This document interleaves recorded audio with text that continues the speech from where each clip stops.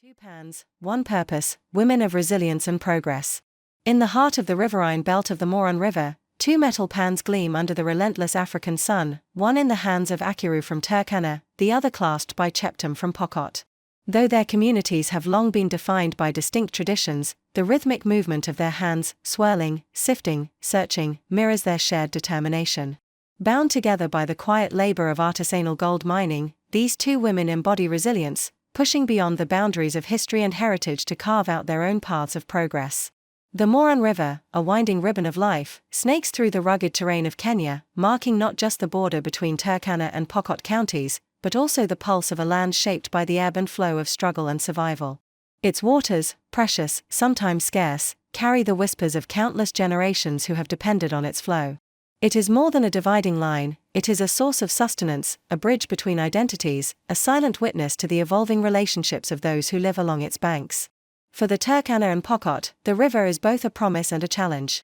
Pastoralists lead their herds to its edge, seeking relief from the relentless heat, while farmers cultivate the land, hoping the seasonal floods will nourish their crops. It is a meeting place, a space of convergence where cultures intertwine, sometimes with tension, sometimes with harmony. And now, in the golden dust of artisanal mining, Akiru and Cheptum shape a different kind of connection, one forged not by lineage but by labor, not by heritage but by hope.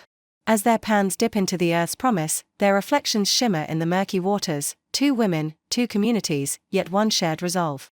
In the quiet companionship of work, in the hush between the clang of stones and water, they craft not just gold, but a future shaped by resilience, unity, and the relentless pursuit of progress.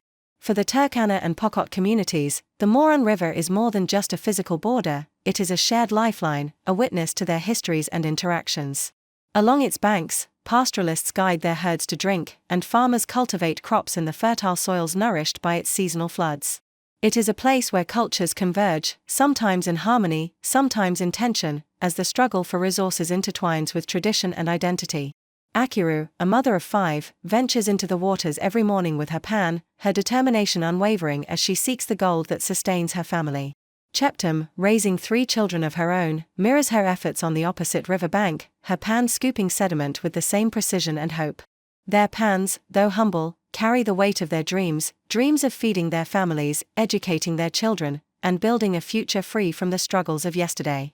Their work is not without its challenges. The river, their source of livelihood, is slowly succumbing to the strain of unsustainable mining practices. The environment bears the scars of deep burrow pits, disrupted ecosystems, and reduced agricultural yield. Meanwhile, the women face the physical toll of labor-intensive mining and the societal stigmas attached to their work. Yet, their pans become symbols of perseverance, and their story becomes one of unlikely unity.